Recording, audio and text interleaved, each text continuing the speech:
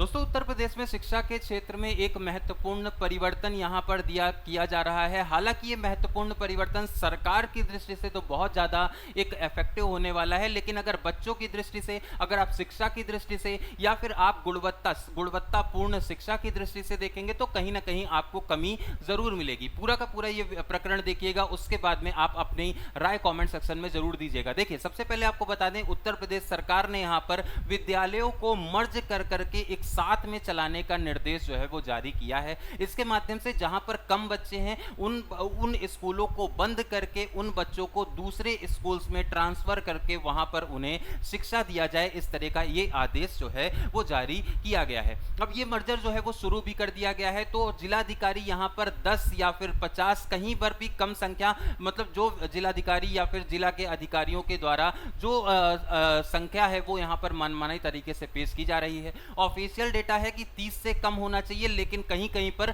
10 से कम और कहीं कहीं पर 50 से कम पर ऐसे नियम लागू किए जा रहे हैं। कंचन वर्मा, अगर आप देखेंगे महानिदेशक, इनके द्वारा कहा जा रहा है कि पेयरिंग की किसी भी प्रकार की कोई बाध्यता नहीं है। अगर अभिभावक इस चीज को परमिट करेंगे तो हम स्कूल को पेयर करेंगे, नहीं तो नहीं करेंगे। लेकिन वो उसके बाद भी इससे क्या हो रहा है, इससे कोशिश ये की जा रही है कि छात्र और शिक्षकों का अनुपात बराबर हो सके, है ना। उसके अलावा लेकिन अगर मान लीजिए ये जो अनुपात बराबर अगर मान लीजिए हो भी जाता है तो शिक्षा की गुणवत्ता अब कैसे सुनिश्चित होगी। एक गरीब बच्चा जो पहले 1 किलोमीटर के अंदर ही स्कूल में जा करके अपनी शिक्षा को ग्रहण कर सकता था, अब उसको 5 से 10 किलोमीटर अगर दूर जाना पड़ेगा, तो फिर क्या उसकी शिक्षा प्रभावित नहीं होगी ऋणात्मक तरीके से? क्या वो निगेटिवली इम्पैक्ट नहीं करेगा? क्या इस चीज को सरकार कभी समझेगी? हालांकि इससे पहले भी ऐसा एक बार हुआ था, जिस पर हाईकोर्ट ने रोक लगा दी थी कि मर्ज जो है वो स्कूलों का नहीं होना चाहिए। ऐसा हरियाणा हिमाचल प्रदेश की सरकार के हाईकोर्ट के द्वारा ऐसा किया गया था, लेकिन उसके बाद भी उत्तर प्रदेश की सरकार इस चीज को कर रही है, जिसकी वजह से इसको टारगेट लगातार किया जा रहा है। एक के बाद एक अलग अलग न्यूज चैनल्स के माध्यम से इनकी बहुत ज्यादा किरकिरी भी हो रही है, लेकिन फिर भी आदेश जो है वो जारी कर दिए गए हैं। मथुरा का जिला बेसिक शिक्षा अधिकारी का ये आदेश है, जिसके माध्यम से यहाँ पर स्कूलों को मर्ज करने से संबंधित प्रयोग किए जा रहे हैं।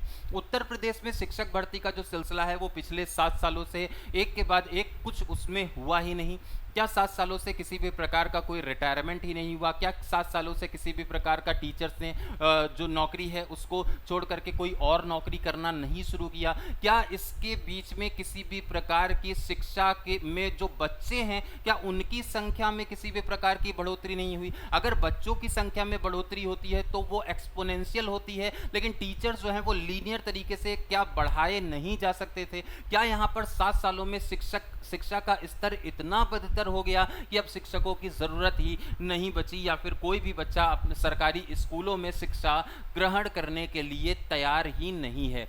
कम स्कूल वाले जो बच्चे, मतलब कम संख्या वाले स्कूलों को के पास में स्कूल यहाँ पर बच्चे जाएंगे, और ये जो मर्जर हो रहा है इससे शिक्षा व्यवस्था किस तरीके से प्रभावित होगी, ये आप कमेंट सेक्शन में बताइए। लेकिन बहुत ज़्यादा ये दुखद है, बहुत ज़्यादा इस तरह की जो एक तरह से इनिशिएटिव चलाए जा रहे हैं, ये कहीं ना कहीं शिक्षा के स्तर को बद से बदतर करने के लिए यहाँ पर किया जा रहा है। और शिक्षक भर्ती की मांग भी, अब भाई स्कूल ही कम हो जाएंगे तो वो रेशियो भी लगातार बढ़ जाएगा, क्योंकि शिक्षक भी वहाँ पर मर्ज होंगे, और इसके माध्यम से फिर नई टीचर की वैकेंसी की आस जो लगाए हुए अभ्यर्थी बैठे हैं उनको थोड़ा सा और ज्यादा इंतजार करना पड़ेगा। तो वो वही 10 साल में कोई वैकेंसी हो सकता है आगे आने वाले समय में देखने को मिले, वरना किसी भी प्रकार की आप उम्मीद मत रखिए। 6 से 7 साल वैसे ही हो गए हैं, 3 से 4 साल अगर यही प्रक्रिया रहेगी तो वैकेंसी क्योंकि किसी भी प्रकार की रिलीज नहीं होगी उत्तर प्रदेश में शिक्षकों के क्षेत्र में। मतलब आप समझ सकते हैं, उत्तर प्रदेश में टीजीटी पीजीटी का अभी तक एग्जामिनेशन नहीं करा पाए लोग।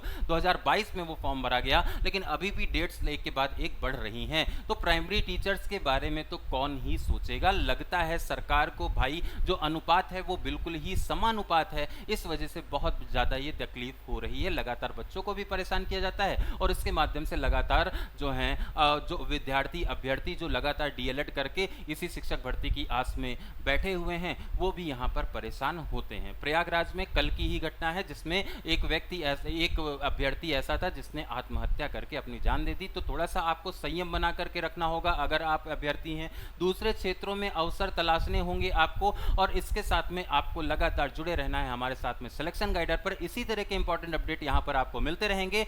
आप लोगों को बस ज्यादा से ज्यादा वीडियो को शेयर करना है, और अगर आप हमारे व्हाट्सएप ग्रुप पर जुड़ना चाहते हैं तो उसका लिंक आपको डिस्क्रिप्शन में मिलेगा, वहां से आप हमारे व्हाट्सएप ग्रुप पर जरूर जाइए, जहां पर इसी तरह के इंपॉर्टेंट अपडेट्स और नोटिफिकेशन को शेयर किया जाता है। आज के इस वीडियो में इतना ही। नमस्कार।